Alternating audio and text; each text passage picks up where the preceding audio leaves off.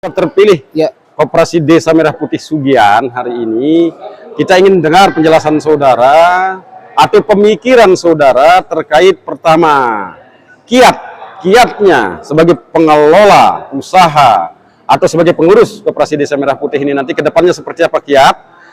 Sida. Kemudian yang kedua nanti Sida jelaskan seperti apa harapan Sida mengenai berkembangnya usaha ekonomi, terutama sekali di Desa Sugian. Oke, yang pertama tadi mulai Pak Ketua. ya, yang pertama adalah membangun pemahaman di antar pengurus dan Dewan Pengawas, karena pemahaman. Pemahaman. Jadi bagaimana dengan kekompakan? Seperti pemahaman, itu maksudnya? setelah pemahaman terbentuk, maka akan terbangun kekompakan. Kekompakan. Nah, dari kekompakan itu akan terbentuk super tim nanti. Nah, super tim inilah yang akan bergerak. Bagaimana sih akan mengembangkan usaha? Usaha yang ada di dalam membangun koperasi yang ada di Desa Sugian ini. Jadi kenapa saya bersedia menjadi pengurus koperasi atau terpilih bersedia ditunjuk oleh peserta rapat tadi untuk menjadi ketua koperasi Desa Merah Putih Sugian. Karena saya melihat potensi yang ada di Desa Sugian ini sebenarnya sudah lama kita cita-citakan. Bagaimana mengelola sumber daya yang ada di Desa Sugian. Kalau kami sering menyebutnya bahwa sesungguhnya Desa Sugian ini dibandingkan dengan desa-desa yang lain, itu potensinya jauh dibandingkan dengan desa-desa yang lain. Karena kita memiliki segitiga emas. Nah, segitiga emas yang kami maksudkan itu adalah Seperti apa? Pertama, hamparan hutan kami yang cukup luas tapi tidak tergarap. Tidak tergarap dengan baik. Nah, itu yang pertama. Yang kedua, potensi pertanian kami di sini sangat produktif.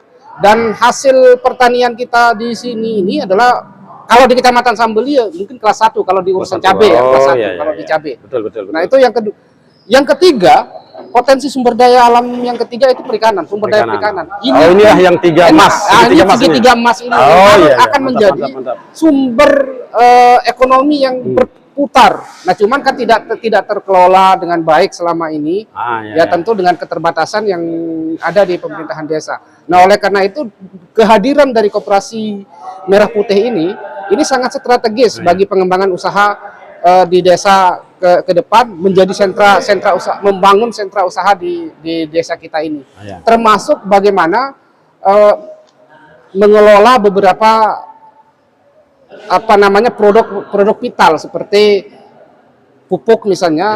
Ini kan sangat penting. Kebutuhan dari sektor pertanian itu kan. Kebutuhan yang sangat vital bagi petani, kebutuhan dasar. Dan ini yang harus dengan adanya Koperasi Merah Putih ini tentu akan menghindari pembelian dari para tengkulak seperti apa yang disebutkan oleh Pak Kasih tadi.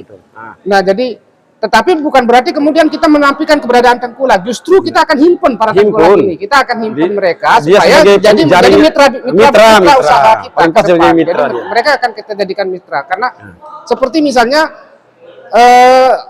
cabai misalnya. Di sini potensi cabai kita beratus-ratus ton yang setiap bahkan ribuan ton yang paling real di sektor pertanian cabai ya. Pertanian cabai.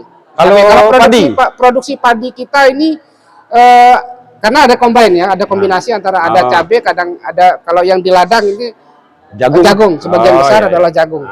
Nah, jadi tetapi begitu selesai panen padi dan jagung, mereka sudah langsung tanam tembakau dan cabai.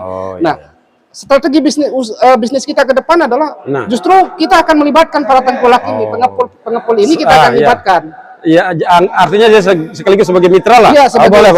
Bisa seperti itu. Nah, jadi sebelum barang ini disuplai kepada distributor atau buyer yang besar, jadi kita yang paling utama nanti itu Bulog, karena sudah diperintahkan sama Prabowo itu Bulog itu. Kebetulan saya juga CS-an dengan Kepala Bulog. Kita dalam waktu dekat juga akan coba komunikasi dengan Kepala Bulog sehingga kita bagaimana menghimpun produk pertanian kita yang ada di Desa Sugian ini supaya bisa dibeli langsung oleh Bulog, tidak lagi melalui perantara-perantara.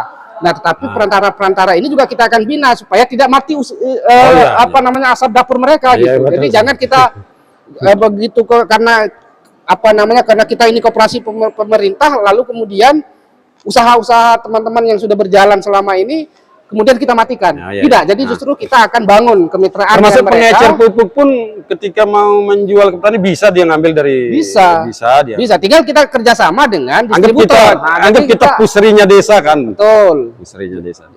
Nah itu yang... Jadi sudah ada gambaran beberapa mitra kira-kira di Desa Sugian yang saat ini getol di bidang itu, misalnya pengecer tengkulak itu ada ya? Termasuk para pengepul ikan juga. Jadi pengepul ikan sudah ada ya di sini ya? Sudah banyak kalau di sini. Iya. Nah tinggal kita organisir mereka, kemudian apa namanya, baik di usaha perdagangan maupun di pertanian. Nah kemudian yang ketiga itu adalah bagaimana memutus mata rantai rentenir di bawah, karena itu. Kebanyakan masyarakat kita, terutama petani-petani ini pada musim tanam ini, terutama pada musim tanam. Jadi di musim tanam mereka asal punya uang, mau berapapun kelipatannya, diambil. Pasti diambil. Karena mereka kebutuhan untuk menanam. Jadi seperti itu yang harus ini mata rantai ini yang harus kita putus. Nah, tinggal bagaimana kita ngatur mekanismenya. Mekanismenya adalah bisa nanti dengan pola kerjasama langsung dengan petaninya. Jadi kita berikan mereka modal, tetapi jangan kasih uang karena petani mental untuk kita kasih uang berbahaya juga. Kebutuhan barang kita belikan, pupuk misalnya, tenaga kerja juga bisa kita bantu. Nah, tapi dengan catatan nanti barangnya kita ambil. Jelas dong. Jadi ada akad perjanjian, barangnya kita ambil. Memang seperti itu ya. Itu yang kita akan lakukan sehingga untuk memutus mata rantai rentenir. Nah, termasuk ada bank-bank yang bank rontok yang sering turun ke masyarakat.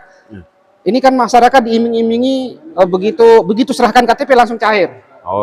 Nah, tetapi sayangnya kemudian ini menjadi masalah problem di hampir semua rumah tangga yang ada di Desa Sugian ini terlibat dengan rentenir ini yang artinya nilainya tidak besar sebenarnya. Hanya